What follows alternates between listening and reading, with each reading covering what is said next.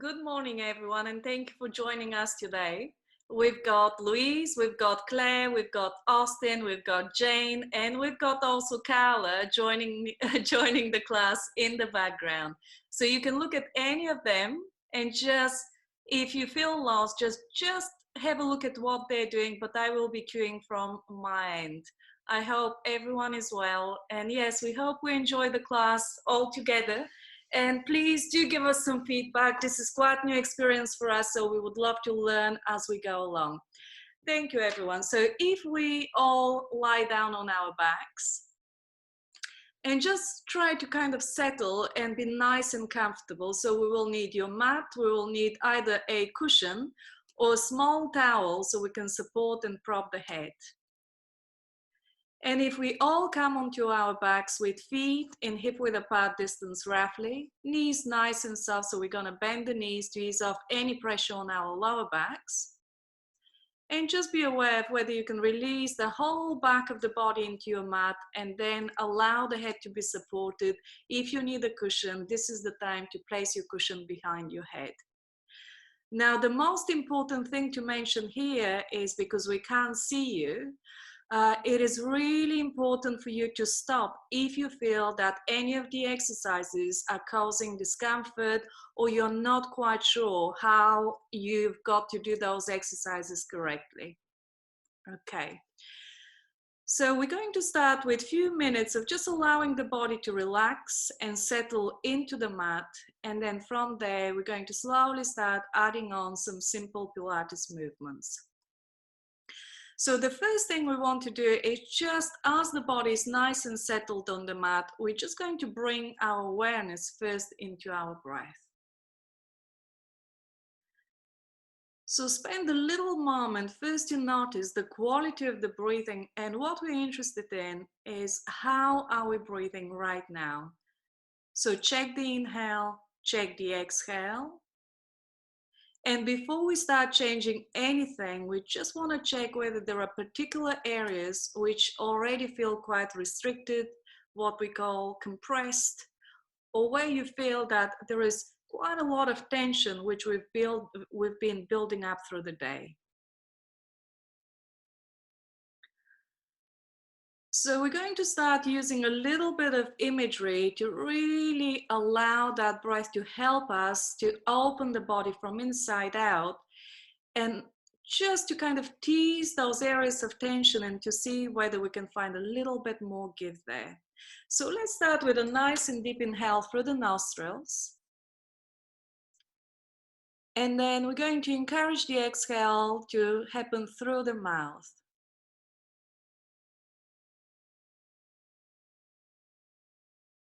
So breathing in through the nose, breathing out through the mouth, and the whole idea is to breathe out through the mouth so we can start to use the jaw to relax the face, and from there hopefully you can feel that softness coming into the neck and the shoulders. So next time we take an inhale, we're just going to take that breath as deep as we can. And as we exhale, just be aware of whether you can allow the jaw to start softening, the breath to feel nice and easy. And just pay attention to whether when you exhale, you can start softening the back of the throat, from there the neck, and hopefully you will feel that softness coming right down into both shoulder blades.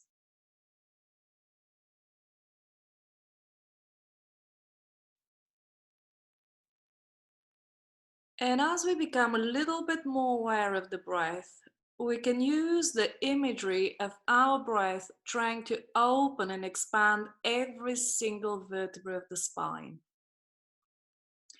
So as we take the inhale through the nostrils, we're going to work our way from the vertebra starting right behind the skull, so base of the skull, going through every vertebra of the back until you reach the tip of the tail.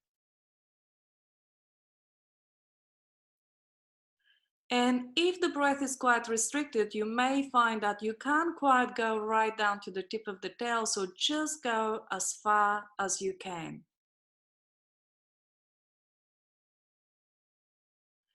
And hopefully each time with each incoming breath, you will be able to just go a little bit deeper, just following that softness in the body and working your way down to the base of the pelvis.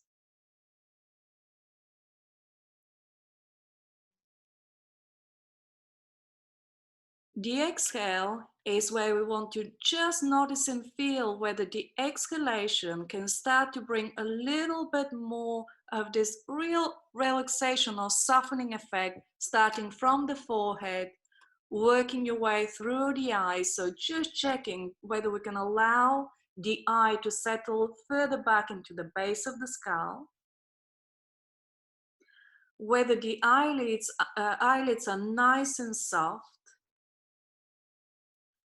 And then pay attention to the jaw, the throat, and work your way through the shoulders into the whole trunk, legs, and all the way down to your feet.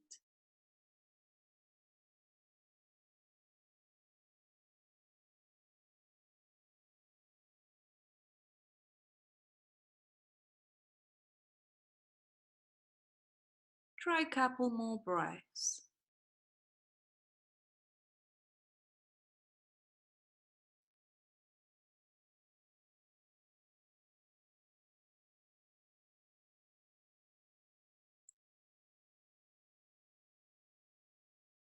And after the next exhalation, we're going to bring our awareness from just working through the body in a very much linear way to starting to think about the body a little bit more of a 3D structure. So we just want to check whether we can open the sides of the body as well. So next time when we take this inhale, just check whether you can start creating some space for the heart by literally expanding both sides of the trunk. So really allow the rib cage and the lungs to open out to the sides of the room. And Claire is using her hands to give her a little bit of feedback so your hands can come to the side of the rib cage. You can place your hands around the side of the rib cage and just give the rib cage a gentle hug. When you take the inhale, just allow the ribcage to expand into both hands. And as we exhale, we're just going to allow the ribs to soften in and down towards the midline of the body. So while we're breathing into the ribcage, pay attention to whether you can feel and find that balance between the left and the right side of the body.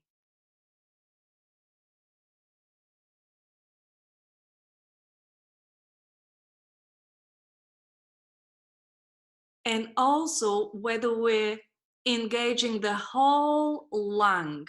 So although the hands are at the bottom part of the rib cage, when you take the inhalation, let the breath happen from the beginning of the neck, where the lungs begin, right down to the end of the rib cage where the hands are right now.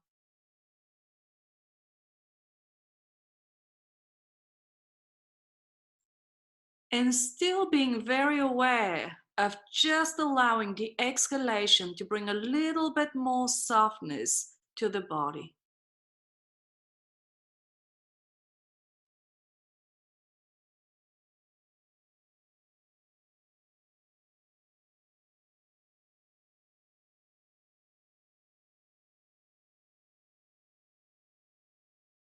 Couple more breaths.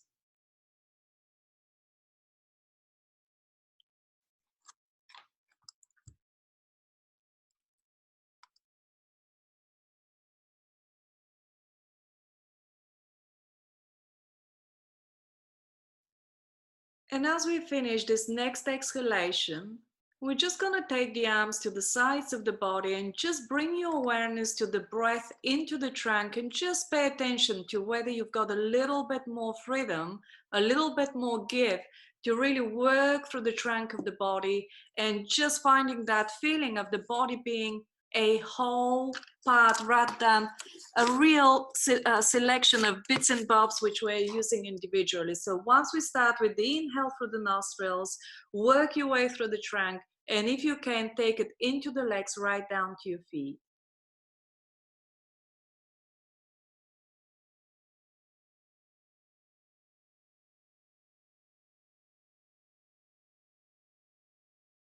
One more breath.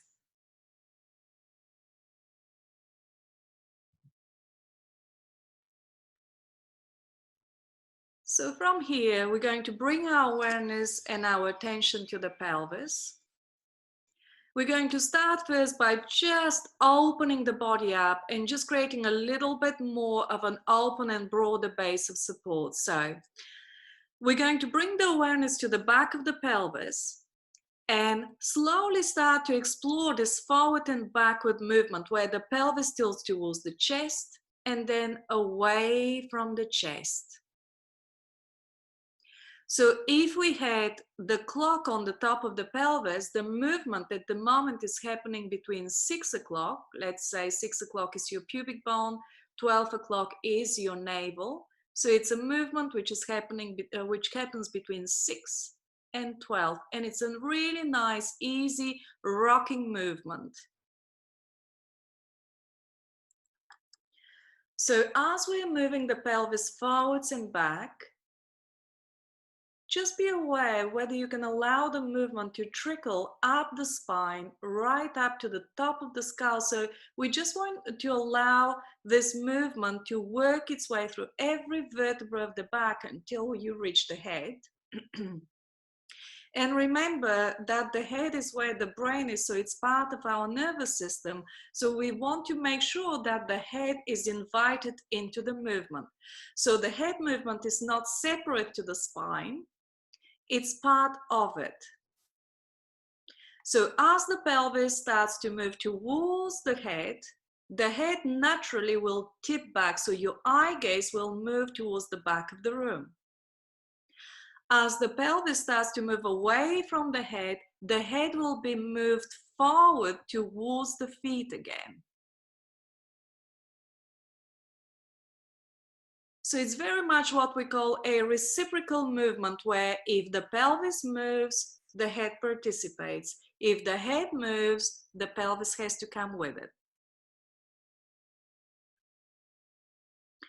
And pay attention to your breath. Make sure that as you're moving forward and back, the breath is still coming with you. Make the movement a little bit deeper so you can start to explore a little bit more range, hopefully.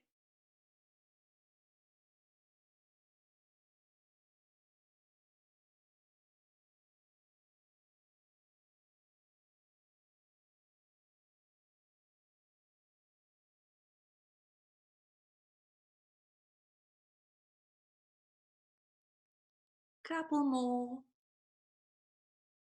That's it. Stay with your breath. Keep that softness coming with the exhale.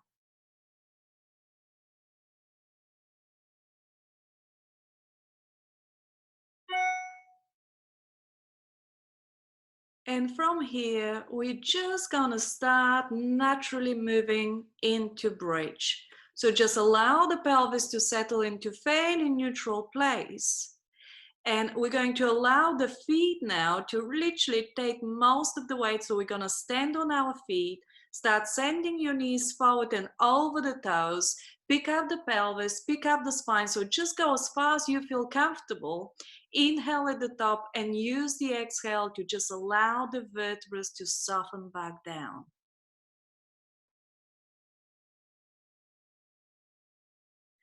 Now make the movement nice and continuous. So just allow the bridge movement to just go up and then back down and let those movements flow. So it's this whole idea that we don't want a beginning and end. Really allow the vertebrae to roll off the floor and then to roll back on the floor. And just pay attention to how much mobility you've got in the spine today. You don't need to go too high if you feel that your legs are holding you back or your spine is holding you back. Just go as far as you feel comfortable. If the low back starts to feel compressed, definitely make the movement smaller.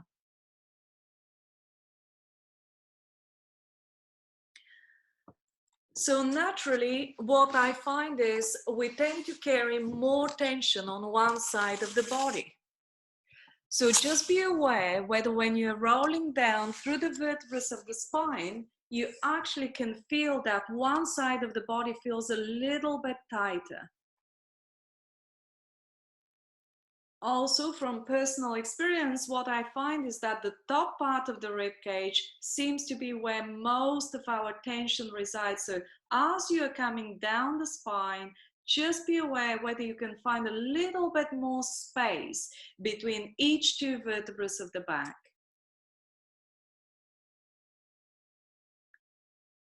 The breath can be so helpful here, everyone. So when you take an inhale and you come to the very top, use that soft exhalation to really allow the slack to come into the vertebrae so you can roll down with ease. We're going to try 2 more.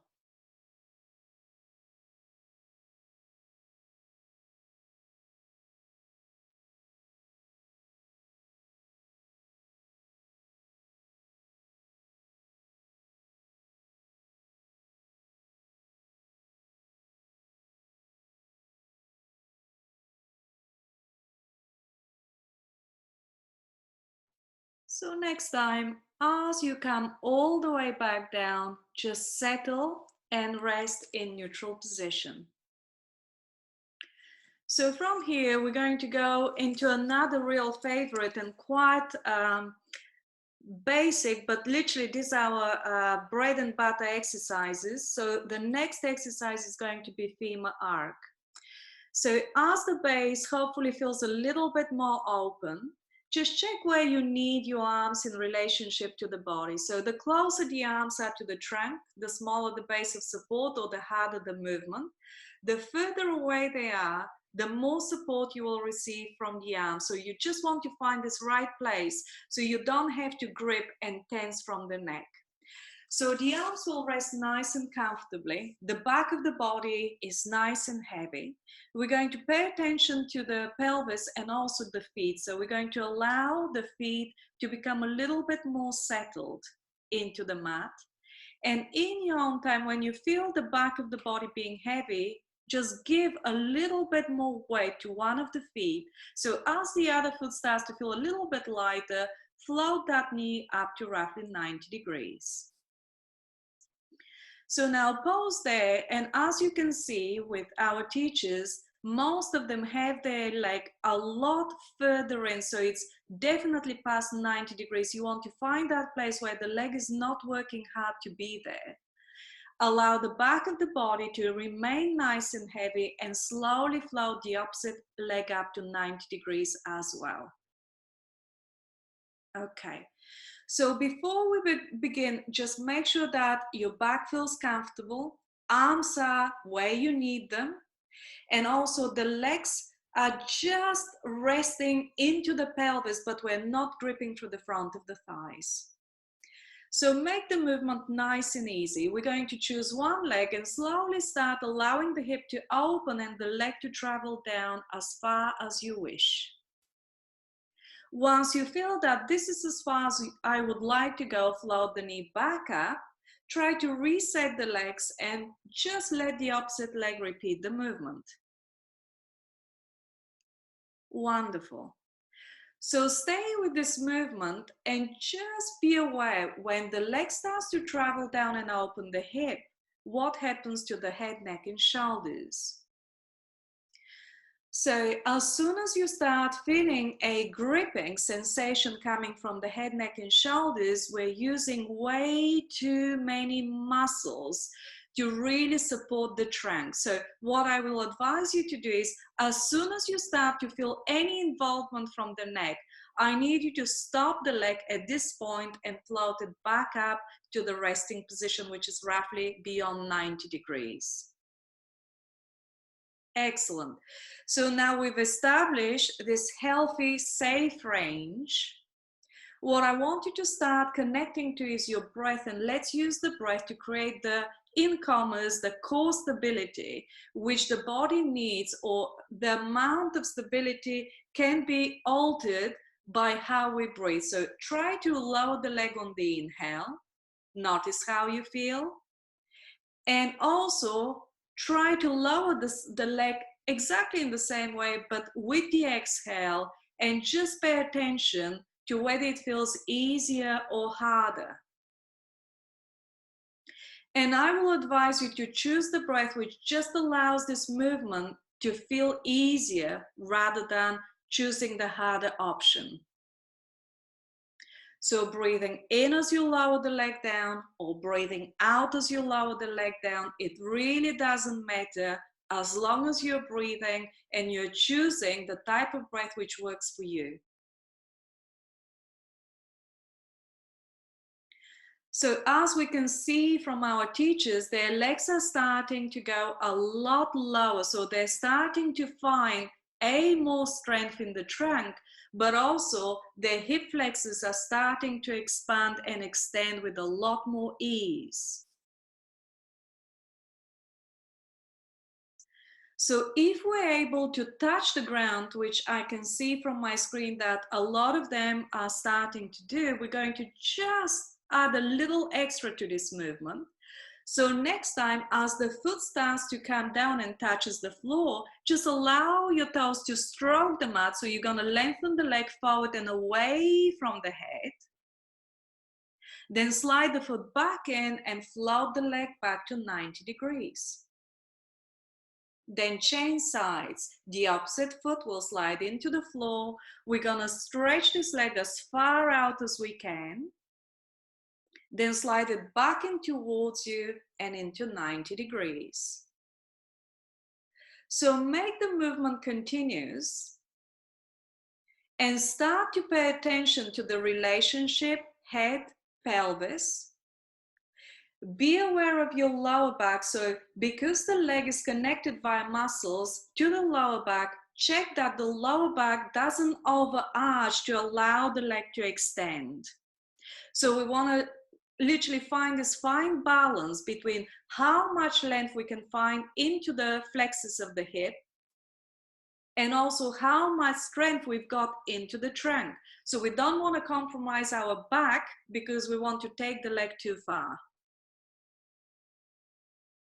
Make it continuous, keep breathing, and very much like femur arc, what you will find is that each time your body probably can give you a little bit more.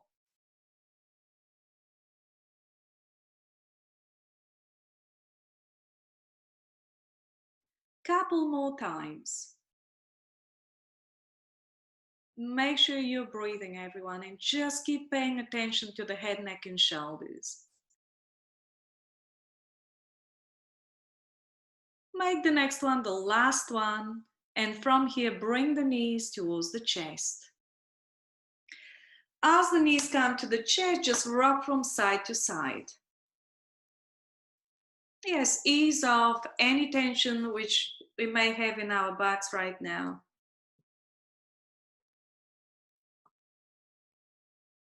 Wonderful. And from here, we're going to bring you on all fours. So all fours is hands and knees. So we can do a few cat and dog exercises, which are basically, the whole idea is to mobilize the spine. So the first thing which we want to do is create a nice stable base. So let's come onto the hands and the knees. The hands will be roughly under the shoulder sockets and the knees will be slightly further forward than your hip sockets. And you can do a little bit of exploration here. So you can just move your body towards the hands, then move the body back towards the feet, and just make this movement smaller and smaller until you feel that you've got this place where you're not loading your hands or you're not loading the legs too much, so you're nice and comfortable into all fours. Okay. If this is not comfortable, just come onto your forearms and then you can do it from here as well. Okay. So we want to find the spine. So we've got the tail at one end, crown is at the very opposite end. We're going to start the movements first from the tailbone. So slowly start sending your tailbone down towards the mat. And this will open your lower back, work your way through the middle back, upper back, and at the very end, release the head and the neck. Now we're going to bring the tail up towards the ceiling. This will start to extend or arch our back. Work your way through the lower, middle, upper back, and at the very end, lift the gaze. Make it continuous, everyone. So tail drops first, opening lower, middle, upper back, releasing any tension from the head and the neck. And then tail starts to lift the spine. That's it. Just opening the lower, again, the middle, upper back, and at the very end, we take the gaze up. So let's bring our breath into this. As we exhale, we're going to send the tail down. We're going to open the spine and release the head. As you inhale, tailbone goes towards the ceiling. Work your way through the spine until we lift the gaze at the very end. Make it continuous. Breathe out to go into what we call angry cat.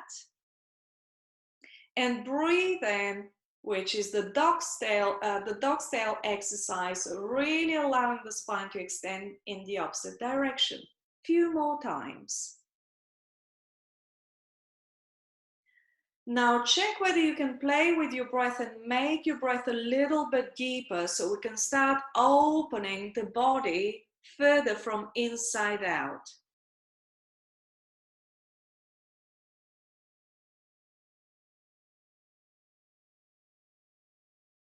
Couple more breaths, everyone.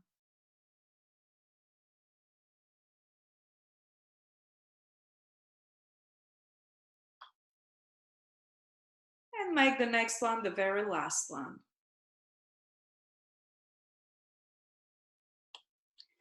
So as we finish this last movement, sit back into your feet and release into child's pose.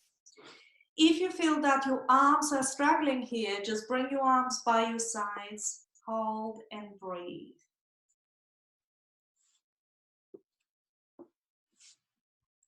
So yes, go as far as you can. So what Louise is demonstrating is opening the chest a little bit more. So her body weight is shifted forward towards the arms and she is dropping the chest down towards the floor.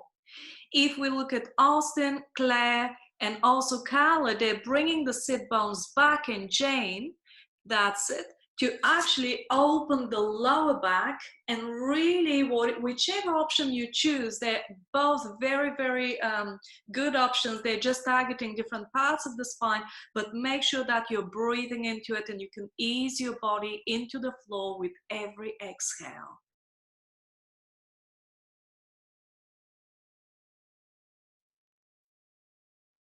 One more breath here.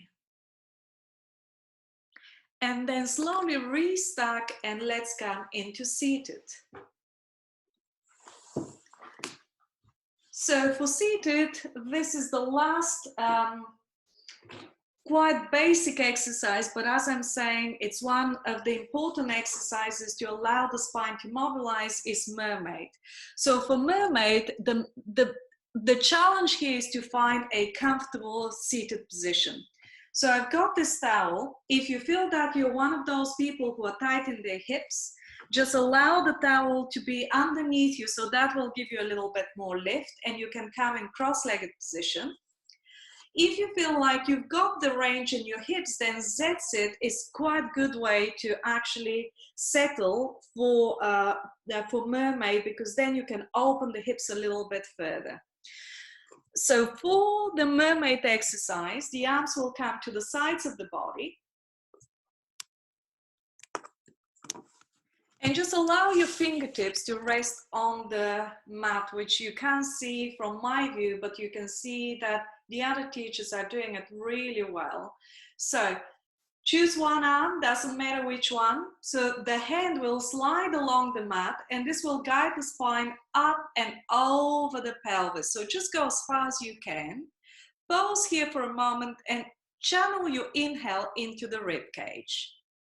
So the hand connected into the mat will push the floor down, float up, and slowly reach up and over to the other side. Inhale into the opposite side of the rib cage. Again, press the floor down to find the energy to restack up and over. So inhale to open, exhale to float up. Inhale to open, exhale to float up. So start to pay attention to the spine. So let's find length from the tail up to the crown of the head. And as you float to the other side, again, find this sense of unity through the vertebrae of the spine right up to the skull. Keep breathing, everyone. Inhale, open. Exhale, restack. Breathe in, open. Exhale, restack. 2 more times.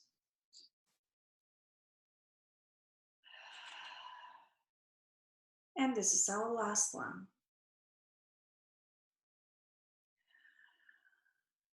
So if you're in cross-legged position, take the other leg in front. If you're in Z-sit, let's take the feet to the opposite side. Arms to the sides of the body. And we're good to go. Slide one hand along the floor. Open the rib cage, reach up and over. Breathe in here. Slowly push the floor down, float up, reach up and over to the other side.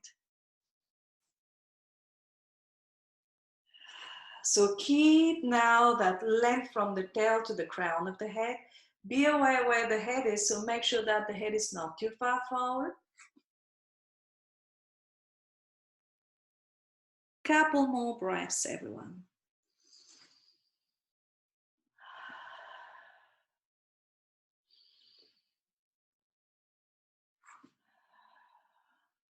And this is your last one.